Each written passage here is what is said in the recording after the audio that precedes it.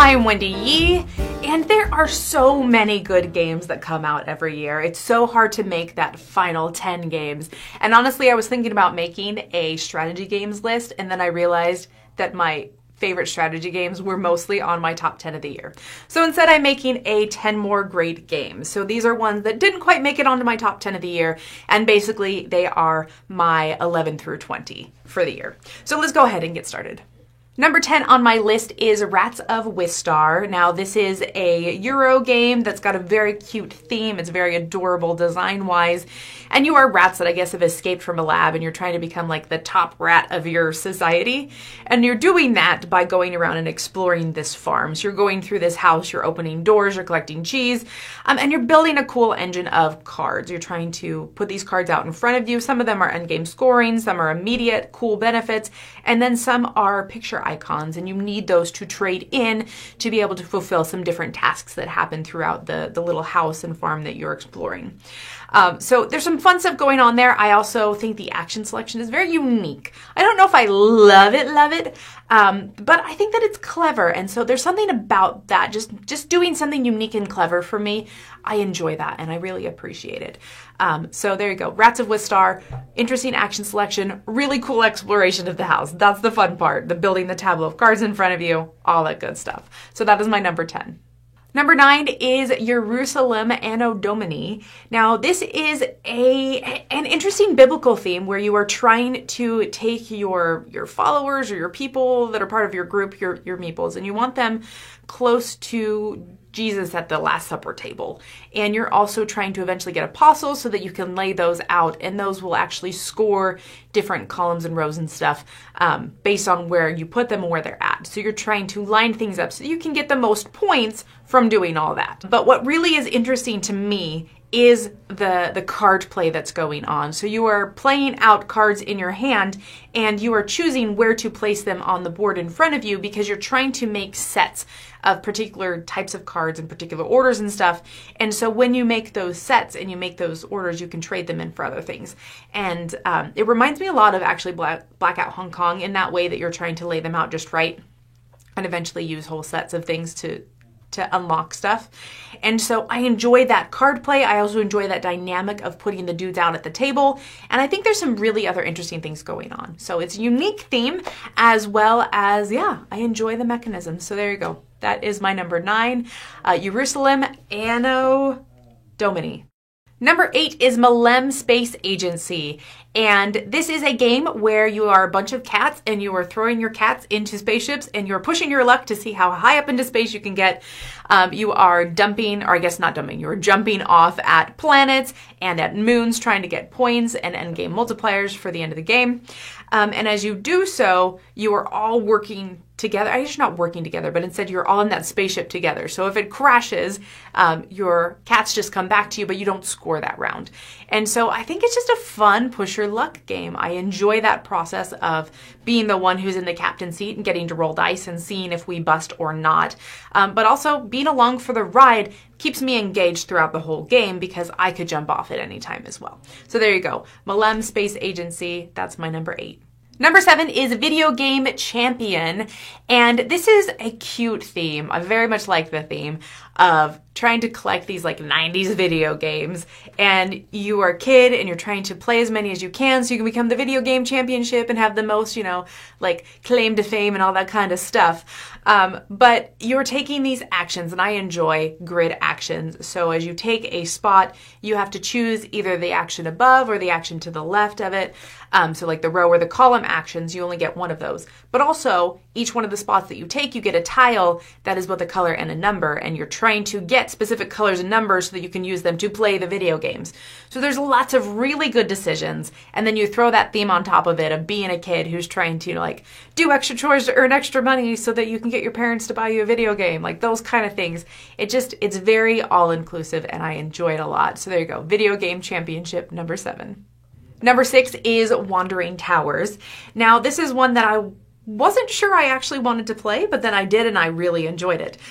So you are these magicians and you're trying to earn a certain amount of spells or learn a certain amount of spells so that you can eventually get to the big wizard tower kind of thing, hop in it, and then, I don't know, succeed at wizardy learningness.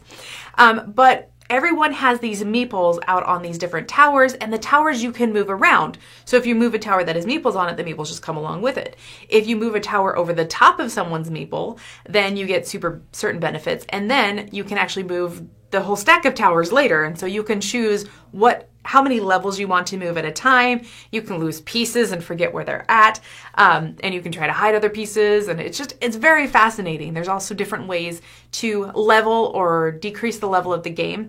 So you can have more spells that you can pick from that you can trade in your little potions for, or you can have fewer so that there's less endless possibility, and it's a little bit easier to wrap your brain around. So I enjoy it very much. So there you go. That's Wandering Towers, my number 6.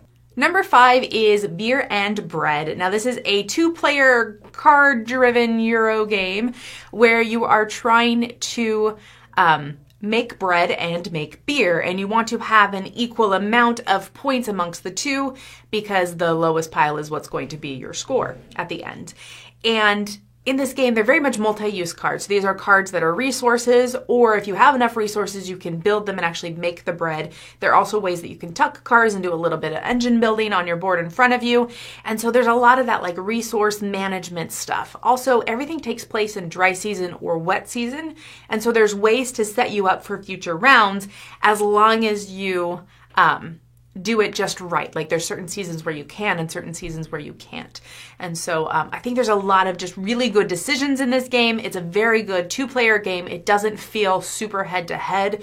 There's a little bit of interaction of like, if I get too many resources, I can give you resources. And then we're drafting or we're grabbing from the same pile of cards. And so maybe you'll take the card that I want. But I enjoy it. I think that it's fun and it's a cool theme, and I very much enjoy the way that it plays. So that's Beer and Bread. Number 4 is Rome in a Day. Now this is one that I play with my daughter actually, and I think that it's tons of fun. So it is a I Split You Choose game, and you are building a little city tableau of tiles in front of you, and you want to get some multipliers to match. So you want an adjacent colored building to be next to a bunch of similar colored tiles. But in the I Split You Choose, you are deciding you have a certain amount of tiles in front of you. Everyone gets to see what they are, and then you hide them as you split them.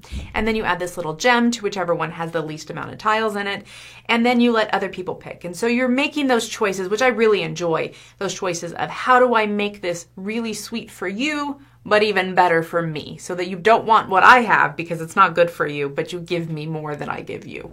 And so I really enjoy that dynamic, and I think that it's fun. And I also very much enjoy little mini city tile lane placement stuff in front of you. So there you go. That one is Rome in a Day. Number 3 is Apiary. This is bees in space. And basically it's a worker placement game where your workers are these bees that have 4 possible levels. So it's almost like a dice placement game where you're moving and you're leveling up your dice, but instead they're these cute little bees. And as you're laying them out, you can actually bump people. And as you bump people, their bees level up and they get them back and they can use them again. But also there's benefits to recalling your bees yourself because then you can trigger your income. And so there's some cool dynamics there. There's tons of fun tiles. There's just a lot going on. And I like this a lot. The theme is cute. The actual board is fine. But it's really the gameplay that does it for me. I enjoy getting the tiles and building that little beehive thing in front of you in space, I guess. And the bumping out is a lot of fun. Just that interaction is very positive, and I enjoy positive interaction. So there you go. That one is Apiary. Number 2 is Raising Robots. This is a simultaneous action game where everyone chooses 2 actions that they're going to take. They reveal them, and then there's ways that those actions can actually be taken by other people if they add cubes out to a central board. And so in this game, you are taking 2 out of those like 5 or 6 possible actions. And then sometimes you get to take a couple more actions based on what other people are doing, which is very cool.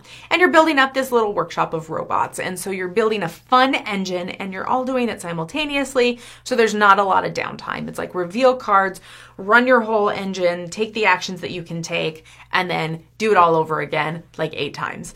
So I think that it's fun. you can get some really good engine building. You can get some cool manipulation. There's tons of resources that you can do. And I like a lot of what's going on with the way that the cards cost, the way that you get to upgrade things, the end game scoring. It's a lot of fun. So that is Raising Robots, my number 2. Number 1 on my list is The White Castle. Now this is a Euro game and it comes in like the De Vere smaller boxes kind of thing.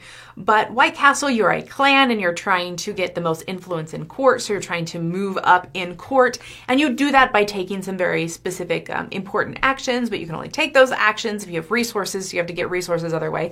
And it's a dice placement game. So you're drafting dice from these little bridges, and if you draft the lowest die, you actually get bonus stuff. You get like a bonus income. Whereas if you're drafting from the right side, then you get a really high die and you can take a bigger action. So I think that it's got some cool decisions that go on there with the dice placement. I enjoy a lot of what's going on. And it's one of those that doesn't outstay its welcome, which I really appreciate, that it's quicker than I thought it was going to be just looking at it and rules-wise. So The White Castle, great pick, great game for this year, and that's my number 1. So thanks for joining me today. I hope that you have a ton of fun with the rest of the Spectacular, and keep having a good time with all those great games.